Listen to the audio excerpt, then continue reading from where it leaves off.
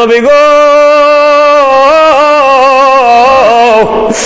ও মায়ার নবী, দয়াল নবী, আল্লাহে তাল্লাহে বিল্লাহ, আল্লাহর কসম খায়া কই ইয়া রাসূলুল্লাহ, যখন আমরা মৌমাছিরা গাছের কাছে যাই নির্যাত যখন আনার জন্য যাই গো নবী, তখন আপনি নবীর উপর দুরূদ পড়তে পড়তে যাই, দুরূদ পড়তে পড়তে নির্যাসগুলো নেই, দুরূদ পড়তে পড়তে আবার যখন আইনা নিজের বাসার মধ্যে রাখি গো, সঙ্গে সঙ্গে তিতা নির্যাস মধু হইয়া যায়। বাবারা আমার, আল্লাহ নবী সাহাবী বর্ণনা করছেন যে বান্দা যখন নামাজ পড়ে, রোজা রাখে, হজ করে, যাকাত দেয়, যত আমল ইবাদত করুক না কেন, এই আমলগুলো আসমানের নিচে জমিনের উপরে খালি জায়গার মধ্যে ঘোরাফেরা করতে থাকে, হাত্তা তুসাল্লি আলা নাবিকা, যতক্ষণ পর্যন্ত আমার প্রিয় নবী, নূরের নবী, মায়ার নবীর উপর দুরূদ পড়া না হয়, ততক্ষণ পর্যন্ত আমলগুলো শূন্যের মধ্যে ঘুরতে থাকে, আমার আল্লাহর দরবারে কবুল হয় না। আর আমার নবী কয়, যখন আল্লাহর ইবাদতের পাশাপাশি আমি মায়ার নবীর উপর যখন দুরূদ শরীফ আদা করা হয়, আল্লাহ পাক রব্বুল আলামিন সঙ্গে সঙ্গে বান্দার আমলগুলো কবুল কইরা আল্লাহ, জোরে বলেন না সুবহানাল্লাহ। বাবাজিরা আমার, আল্লাহর হাবিব রহমতের নবী রহমাতুল আলামিন বসা অবস্থায়, আল্লাহর নবী বসে আছে, এমন তো অবস্থায় আল্লাহর নবীর সামনে দিয়ে মৌমাছি আওয়াজ করে করে করে করে যায়, সুবহানাল্লাহ বলেন না।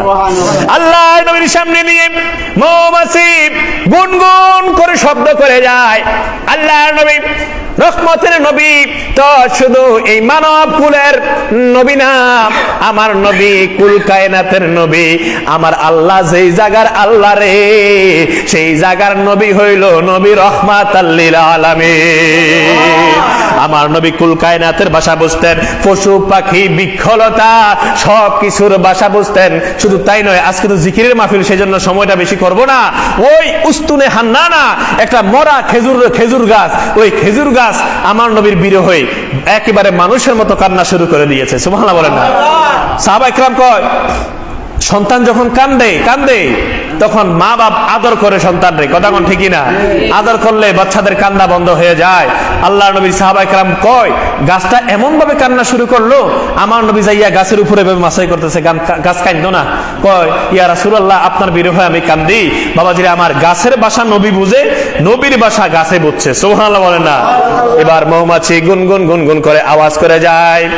আল্লাহর হাবিব নূরের নবী বলে, হে মৌমাছি, তুমি গুনগুন করে কোথায় যাও? মৌমাছি ডেকে কয়, ইয়া রাসূলুল্লাহ, ইয়া হাবিবাল্লাহ, মায়ার নবী গো, আমি মধু সংগ্রহ করার জন্য যাই। সুবহানাল্লাহ বলেন। সুবহানাল্লাহ। মধু মর্তে বিভিন্ন ফুলের রসগুলো আনার জন্য যাই। আল্লাহ নবী কয়, মৌমাছি, এ মৌমাছি, তুমি কয়টা গাছের থেকে মধু নিয়ে আসো, রস নিয়ে আসো? কয়, ইয়া রাসূলুল্লাহ, ইয়া হাবিবাল্লাহ, ও নবী, আমি তো একটা দুইটা গাছ না, বিভিন্ন আইটেমের বিভিন্ন গাছের ফুল থেকে আমি রস নির্যাস নিয়ে আসি। এবার আল্লাহ নবী কয়, মৌমাছি রে, এ মৌমাছি, তুমি তো এমন এমন গাছ আছে যে গাছের নির্যাস গুলো অনেক তিতা, কথা বল ঠিক না? কিছু গাছের নির্যাস মিষ্টি, কিছু গাছের রস তিতা হয়। আল্লাহ নবী কয়, হে মৌমাছি, তুমি এত তিতা তিতা পানিগুলো নিয়ে আসো, নির্যাসগুলো নিয়ে আসো, এত দামি মধুতে পরিণত হয় কেমনে? এবার মৌমাছি ডাক দিয়া কয়, নবী গো,